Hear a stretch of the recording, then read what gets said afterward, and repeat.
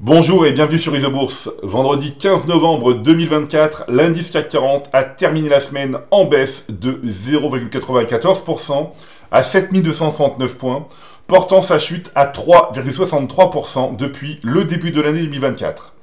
Alors l'exception des principaux indices boursiers du sud de l'Europe, Milan et Madrid, qui ont terminé la semaine en hausse, ainsi que Francfort qui a affiché une performance stable, les autres indices de la zone euro, notamment Paris, Amsterdam et Bruxelles, ont clôturé dans le rouge avec une baisse notable pour le Belvin.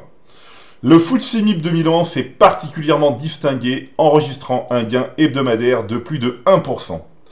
L'indice FTSE MIB, principal baromètre de la troisième économie de l'Union européenne, affiche une hausse d'environ 13% depuis le début de l'année 2024. Cette performance s'inscrit dans une tendance haussière à moyen terme amorcée en janvier 2023 avec le croisement haussier des cours de pression 5 et 20 mois. Depuis le signal généré par le modèle Isobourse, l'indice de la bourse de Milan a progressé de 28%.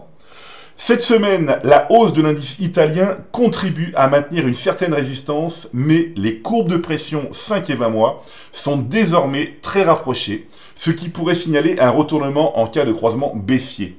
Dans ce contexte, il est essentiel d'adopter une posture prudente sans céder au pessimisme. Il est important de suivre l'évolution de la situation avec patience pour confirmer ou non un éventuel retournement baissier à moyen terme. Avec un gain de plus de 15% depuis le début de l'année 2024, l'IBEX 35 espagnol reste le meilleur élève parmi les indices phares de la zone euro. L'indice madrilène évolue au sein d'une tendance haussière à moyen terme, amorcée par le croisement haussier des cours de pression Isobourse 5 et 20 mois en janvier 2023. Depuis le signal généré par le modèle Isobourse, l'indice de la Bourse de Madrid a progressé de 29%. Alors que les indices boursiers italiens et espagnols poursuivent leur tendance haussière à moyen terme, le CAC 40, principal indice de la bourse de Paris, fait face à une situation plus contrastée.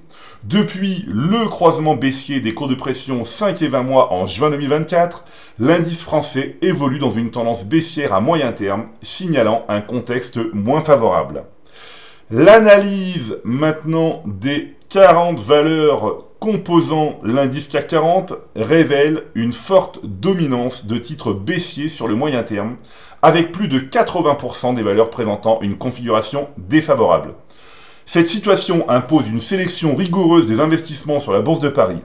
Comme je le souligne régulièrement, il est crucial de faire preuve de patience et de discipline dans la gestion de son portefeuille. Il est primordial de privilégier les titres dont la tendance de fond reste positive et d'écarter ceux affichant une tendance baissière marquée. L'action Publicis a figuré parmi les plus fortes baisses du CAC 40 cette semaine, avec une perte proche de 5%.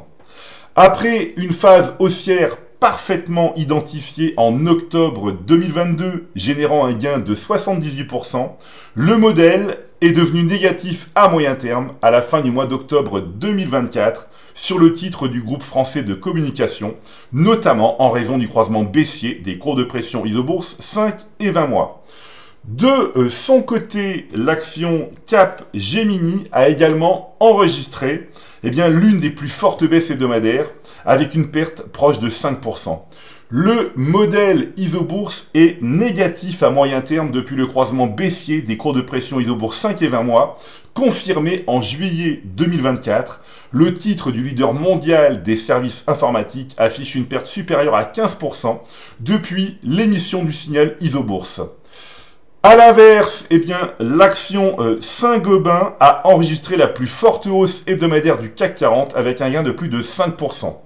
Depuis février 2023, le modèle est favorable à moyen terme sur le spécialiste des matériaux de construction. La valeur Saint-Gobain progresse de 64% depuis le croisement haussier des cours de pression Isobourse 5 et 20 mois. Voilà, c'est maintenant à vous de faire le point de vos valeurs en portefeuille avec Isobourse. Je vous donne rendez-vous pour ma prochaine chronique et d'ici là, restez avec nous sur Isobourse.